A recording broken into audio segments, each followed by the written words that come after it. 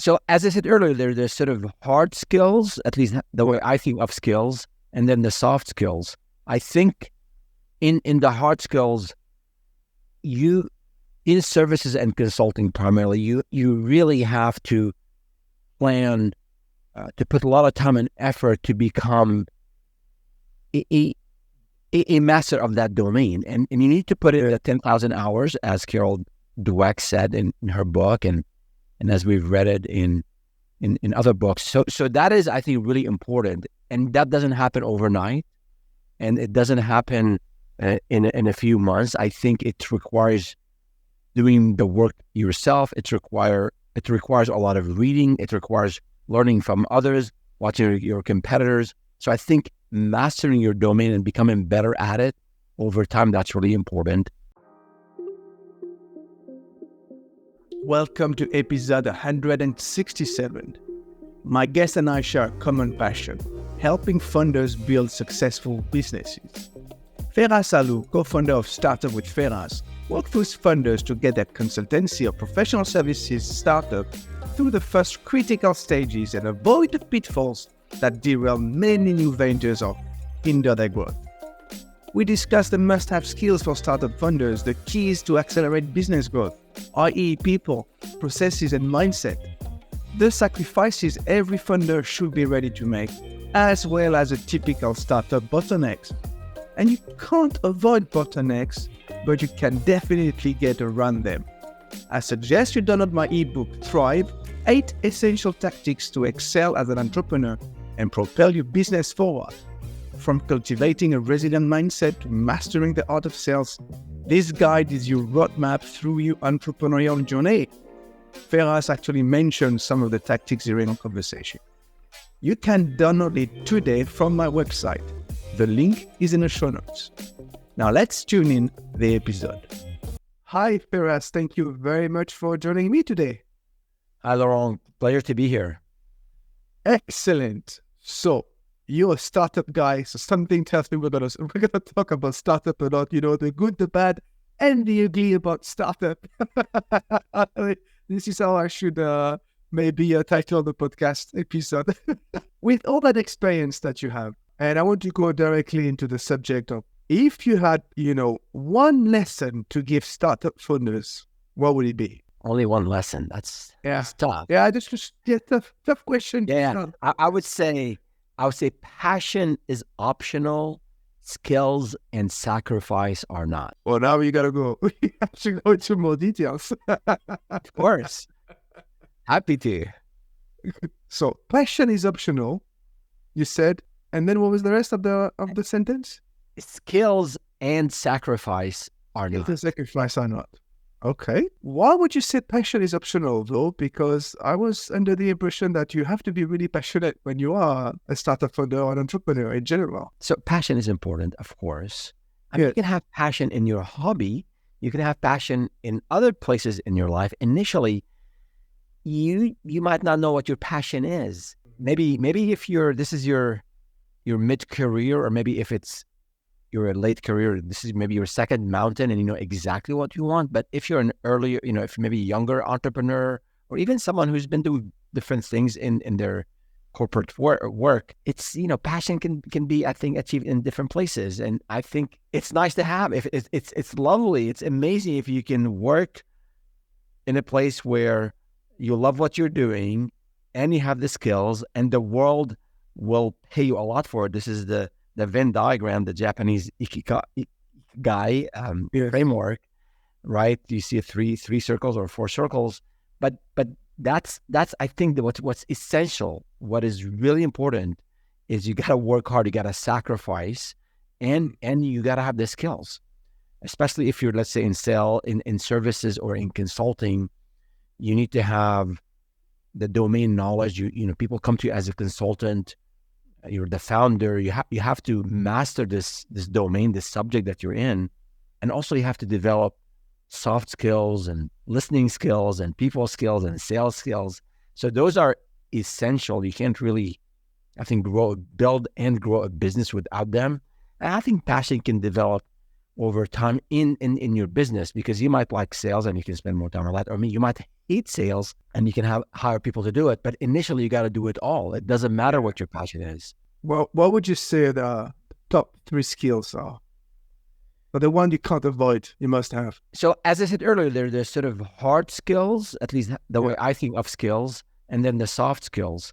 I think in the hard skills, you in services and consulting primarily, you really have to plan to put a lot of time and effort to become a master of that domain. And you need to put in the 10,000 hours, as Carol Dweck said in her book, and as we've read it in other books. So that is, I think, really important. And that doesn't happen overnight. And it doesn't happen in a few months. I think it requires doing the work yourself. It requires a lot of reading. It requires learning from others, watching your competitors. So I think mastering your domain and becoming better at it over time, that's really important. And then I think for founders, for entrepreneurs, look for skills. Look for people who will complement your skills. So if you're great at project management and you haven't done sales, that's me with my first startup. Initially, you can't afford to, in most cases, to hire a senior VP of sales. Yeah. And you don't even know how to hire the right salesperson for you. So you have to learn sales. But later, once you have revenue, once you have profit, you can bring in a seasoned salesperson who will help you grow and scale the practice. Yeah. I would tend to argue though that I think as a founder, sales is like one of the top skills you should always you should develop, you should acquire, and then continue develop. I mean, the understanding of what sales is really about, especially in the service and consulting industries. Oh, absolutely. How are you gonna bring customers? I mean, obviously, let's say you're great at content generation. You can write, you can do video. So obviously you can have a website and have more of a pull strategy where people will come to you. Your great content will attract people, and these people will become site visitors, and then maybe they sign up for your newsletter, and then they become maybe leads. So there are different ways to attract a customer, but at one point, you gotta pick up the phone or meet someone in person and pitch and listen to their pain points and produce a proposal, and then negotiate and then close the deal. So all these skills are really, really important. And initially, you have to do it. Over time, you can outsource, you can delegate, you can hire for it. But just like every other aspect of the business, you got to do initially, and then over time, you can initially delegate. Yeah, absolutely. But some people never delegate. Sorry?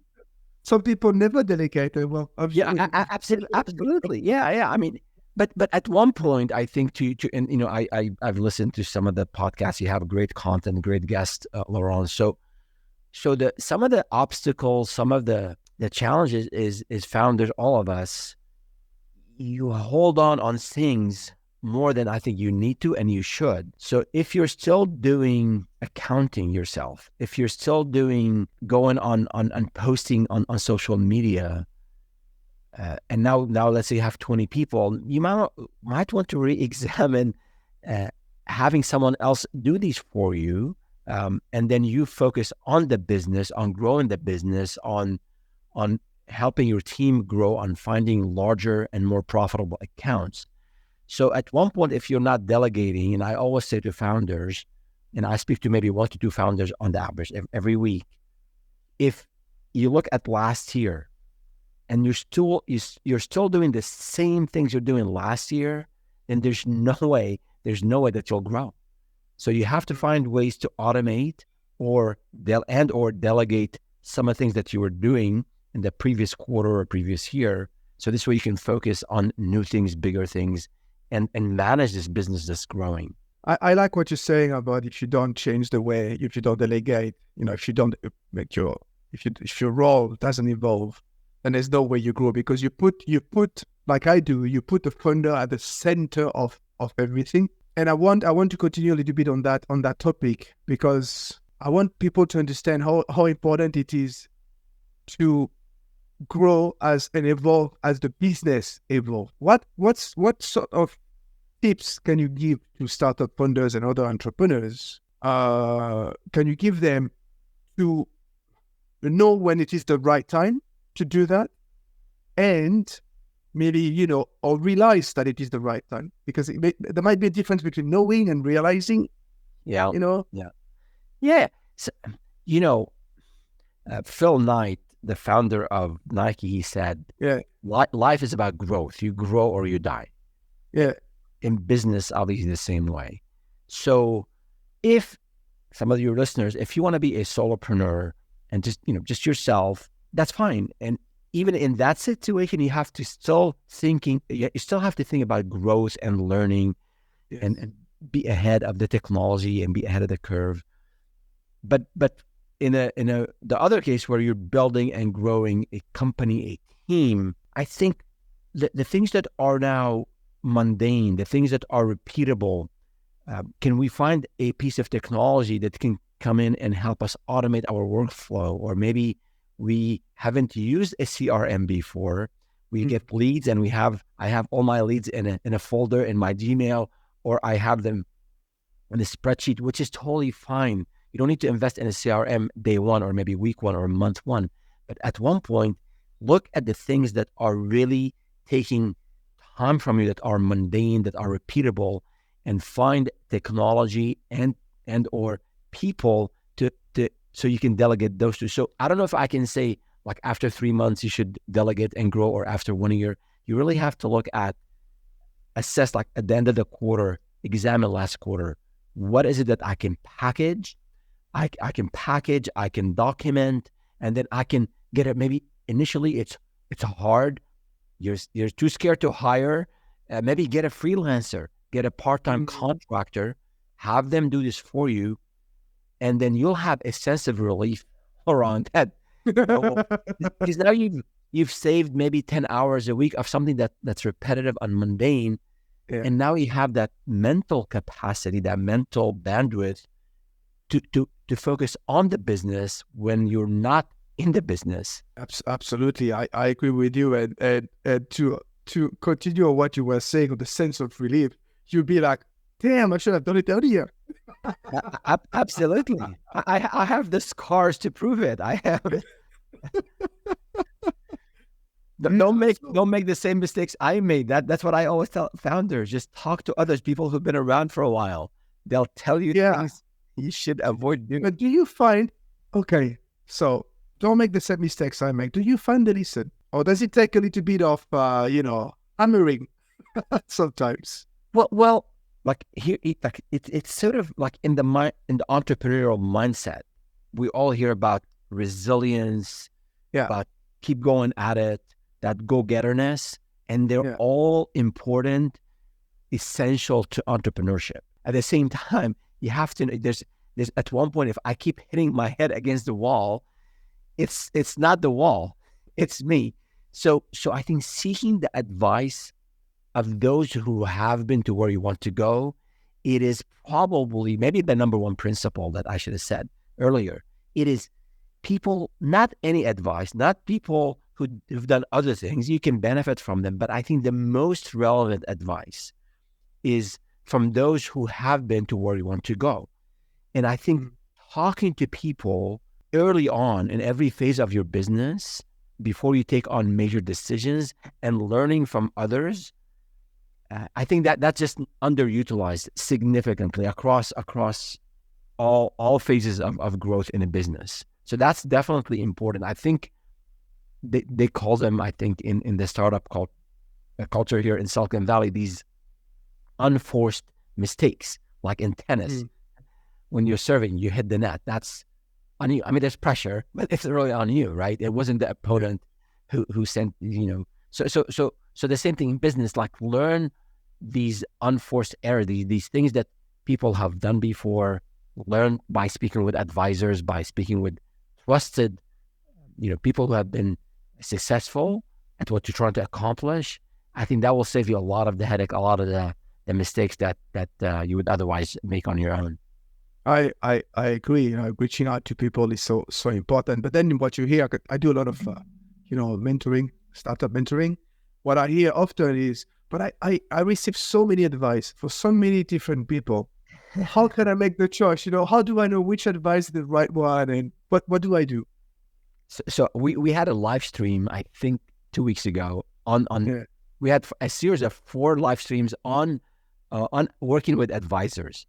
Yes. And one of the principles is that learn and do and then seek. So do a little bit of it's iterative, right? Learn about a subject or about a software, do a little bit of implementation, dabble with it, play with it, and then go with a more detailed question with a clear set of requirements. So do a little bit of homework ahead of seeking advice. And second, I think there are 2 types of people who won't learn. One is those who are too shy to ask, or those who are too arrogant. They think they know it all. Yes. So do a little bit of experimentation. Read some things on YouTube, on social media, read a book, and then go to an advisor with a set of questions, with context, with more details, and give them as much information about the situation as you can. And again, go to those who have been to where you want to go. I think that will filter. If you use that principle, that will really filter down to a handful of people that you probably should want to speak with. So to continue on that topic, what I've heard also several times from different people is CEOs at the top, right? Mm-hmm. Founders initially, usually. So they've taken the company to a certain point, let's say 0 to 1. Now they want to go to the next phase, 1 to 10 and up. And they're telling me, I don't think I'm the right one. So what should I do? Should I continue? Should I hire, a CEO and maybe become like more of a project manager or CTO or whatever? What's your take on that? I don't think very good question. And I don't think there's one answer. If you look big companies, look in tech here in Silicon Valley where I am, you have founders, the Google founders. They brought in Eric Schmidt at one point to help them manage the business. You have Mark Zuckerberg who basically still there and very visible, and he brought in Sheryl Sandberg at one point. So you have Bill Gates who stayed in the business for a long time. So I don't think there's one model that works. I think realizing the areas of help you need. So if you're looking, you have, let's say you're really technical and sales is not your thing, and you had to do sales because you had to get revenue, but at one point you got to bring in a salesperson. So you have options. You can hire a VP of sales. You could potentially bring a business partner, and they can focus maybe on the marketing and business side of the house, and then you focus on maybe delivery and the back office. So I think you have options there. The founder, what got you to 10 people and maybe $1 million in revenue will not get you to 2 millions and 3 millions and maybe 20, 30 people. So that's something to realize. It's all about learning, passion and drive and sacrifice can get you to the 1 million at one point. And many of your guests that I've listened to those podcasts, you got to scale with systems and process. And I think realizing where you need help and getting that help, whether it's again by hiring, whether it's by a set of advisors, maybe like have a small board, or maybe a business partner that can come in and maybe help you carry the load. Right. So the key is to accelerate your growth. People, number one. That's why. So no, I would say no. First, number one is realizing where you need help, and that's exactly. Absolutely. Then get the right people. Get the right people on board. Processes. That's what also you're saying. Absolutely. What else? I mean, there's mindset stuff, and people talk a lot about it, right? I mean, we talk about resilience a lot. We talk about being comfortable with unknowns. So let's say you're at $3 million in revenue and you have 20 people, and now you're profitable and you really want to scale. You haven't done that before. So that's a lot of unknown, and you never had any marketing budget So now you have, I can allocate $100,000 for marketing. I mean, these are big decisions business owners have to do when you're growing, when you're scaling. I remember when we hired our first senior salesperson, it was a disaster. I don't want to just blame it on the person. And this is many, many years ago, but I didn't even know sales, and I didn't know what to hire, and I didn't know what questions to ask. So seeking the advice would have helped. Maybe having a friend or pay someone to help me interview the right person would have helped. But I think that mindset of, besides the unknown and dealing with it, is that mindset of growing the business, and that sort of you grow or you die, and the ambiguity and the unknowns and the deals the things that could hit you externally without you even thinking about it, be it the pandemic, or be it a regulation, or be it some very stiff competitors out there. I think that mindset of just dealing with the unknowns and ambiguities, it's just part of that muscle that you have to grow as a founder who's now ready to scale and grow the business. I love it. I believe entrepreneurship is a mindset. So again, we're talking about what I believe in. This is excellent, and I think we really need to hammer that message. But there's one thing we haven't talked about, and I'm surprised. It's money. Money in the startup, in the startup world, everybody talks about investors and VC, private equity, all that stuff. We haven't talked about it. It's been 21 minutes. Well, money is important, very important. Initially, you could have a very small budget to get a business, especially if in services and consulting, you don't need a whole lot of inventory but if you're doing a product or maybe some complex service, you might need some budget. But initially, I would say if you have, let's say you were laid off, and unfortunately we're seeing waves of layoffs, not just in tech, in every other sector today. Look at your financial runway, and if you start to put even a simple business plan, like 2-3 pages of here's my target audience, here's the market I'm going to go after, here's the service, here's how much I want to sell it for. If you have a runway, a financial runway that I'm comfortable, it's going to be tight. I'm going to cancel all the streaming subscriptions, just keep one. I'm going to delay the vacation. I'm going to maybe have one hobby instead of 3 for the next 6 months. So I think if you have a solid financial runway where you have a peace of mind that for 6 months, I'm good. I think that pressure, that fear of, oh my goodness, I have a family. Oh my goodness, I have mortgage. Oh my goodness, I have to pay the bills. So if you plan, and we have some content around that, like develop that financial runway, it'll give you a lot of peace of mind.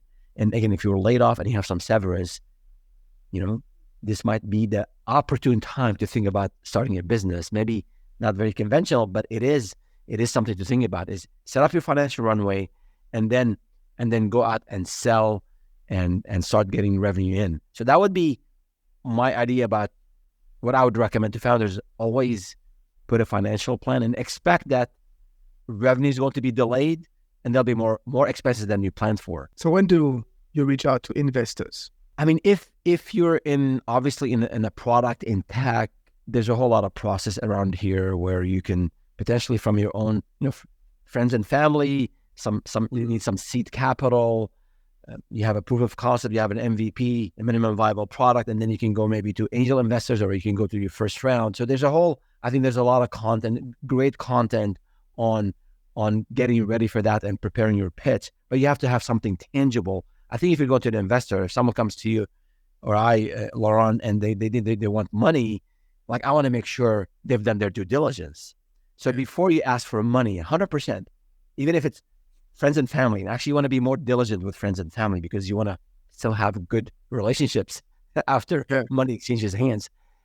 You want to make sure you've done the market research, you understand your competitors, you understand the pricing, what are your differentiators, what is so unique about what you're offering. So taking that idea and taking that, I think I have a passion for this and I have this idea, like you have to really maybe have a beta or do it on the side a little bit if you're still working. Prove that you can do that and you can generate revenue, and then go to the investor and show them that you've done your due diligence. I think that's really, really important. And then obviously the size and the scale of the investment is going to depend on what you're building. I really like this conversation, Feras, because you're very practical. Like you're sharing very practical insights, and a bit like me. Because at the end of the day, I think this is what it comes down to. Being very practical. There's the one thing we haven't talked about, which I would like to come back to, which is something that you said at the beginning of our conversation: sacrifices. Yes. You talk about sacrifices. Sorry. What sort of sacrifices should you be ready to make as a funder? A lot of sacrifices. And I think nothing worthwhile in life is easy. We kid ourselves if we think we can do something big and it's easy. Easy is evil. It just, in sports, in your hobbies, at home. I've been married to my lovely wife for 36 years. Happily married. It's not easy. You got to work that relationship. You got to listen. You got to change your habits. So that's a different episode, different podcast. but the fruit, so the sacrifices, it's going to be time and obviously resources. So if you think you can start a business and grow it to 7 or 8 figures, and you think you can do that working 30, 40 hours a week, it just doesn't work. You're in fantasy land. It just does not work. Yeah. To give you an example, I just found the founder of Airbnb, and I'll be brief. Brian Chesky. He said when they were serious about Airbnb and they wanted to start building software, his co-founder flew in from I think the East Coast, from Boston to the Bay Area here, and they agreed to work 8 a.m. to midnight, 7 days a week, for 3 to 4 months. I mean, that is really hard. 7 days a week, 16 hours a day. But the rest of the story. I'm not recommending or suggesting everyone does that. Not everyone can do it. Not everyone, you might have aging parents, you might have a health issue, you might have obligations. So I'm not saying you work 80 hours a week every week, but initially, if you want to build something big, don't kid yourself that you can do it, take the easy route or do it with 40 hours a week. So there are some sacrifices. In the same breath, I would say you got to take care of your health. So you got to work out. You got to help, if you're the spiritual type, you got to take care of your spirit. You got to take care of your relationships. They're really, really important, especially even if you're young and you still have family and friends and your parents, if you don't have a partner or a spouse. So it's a balance. And I think someone got this, wrong, or this work-life balance. I don't think this thing exists. There's life is all about imbalance. And someone said this, not me. We have to manage this imbalance. And I think it's totally okay to sacrifice a lot in one phase of your life so that you can see the fruits of your labor and have more freedom later in life. Amazing. I totally agree with you, because I talk about the same thing. But it's one thing here for you. I also believe consistency over motivation. What do you think of that? I agree. It's not, again, if you go in and work 80 hours a week for 2 weeks and then you're burnt out or you're bored out, that's not good. So to your point, consistency, look at the life holistically. Tell your spouse, your partner, that it's going to be a busy period for the next 3 months. Please bear with me. I'm not going to be as available maybe to take care of the kids, but I promise it'll get better. So communicate, set expectations. Again, cut down on the leisure time. I think that's a whole category where, you don't have to impact the relationships if we're cutting down on the time of, you spend on TV or video games or what have you. Maybe I'm judging a little bit, but that's honest advice. So consistency, I think it's important, because we're in this for the long run. Yeah. This is not a sprint. Yes. Absolutely. Okay. Amazing insights. Very practical. Thank you. No, thank you, Lauren, and I appreciate again the content you share. And I learned a few things from listening to some of the podcasts and some of your guests. So good stuff. Nice, because this is a good transition to my next question. And now I want to focus a little bit on you right now. Because you're also an entrepreneur yourself. You advise startups. What have you learned about yourself from all those years, as an entrepreneur? Oh, that's a whole episode, Laurent. Long, you have 3 minutes. Long list of shortcomings, and I'm not trying to be humble here. No, you'll learn if you surround yourself with good people, with people, with people who will, and you create as a founder, you create a culture of transparency. You'll get feedback, and then it's up to you. It's on you to act on that feedback, especially from people who know you, people who care about you, and people who are experienced. So when I did one of those personality tests, I think it was Strengths Finder. I think achieving and learning were the highest characteristics or skills. And it shows that type of test. It shows you the intensity of those characteristics. And I think empathy was like number 31 of 32. So it was like, I thought I had a lot of empathy. But what like achieving and learning, some people might think these are great things to have, but there's also a downside to that. Yeah. And I know that with my business partners, and in all my ventures, in my 7 ventures, I've always had business partners. I'm so fortunate to have had always business partners. And I can drive someone nuts with this achieving mindset. Like, I want to get stuff done. And then we lose out on things if we had slowed down a little bit. So, and then learning, again, an amazing characteristic to have.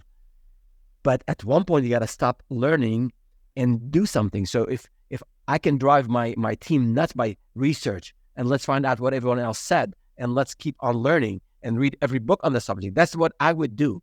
So you have, even with like your key strengths that are amazing for you and for your success, there potentially some downside or some other side of it that you have to be mindful of, and then manage that.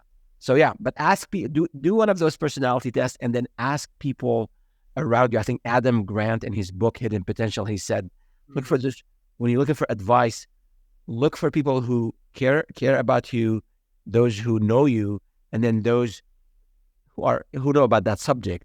And then that's when you act on that feedback to improve your behavior, improve your, the way you do things. Absolutely. And it requires to listen to what they have to say. Listening, yes, sir. Yeah. It's funny that you are, when you did this personality test, like achieving was, the number one characteristic, because I did a personality test myself some years ago. And I was, my number one characteristic was the hyper achiever. I know the guy who achieved just for the sake of achieving. Here you go.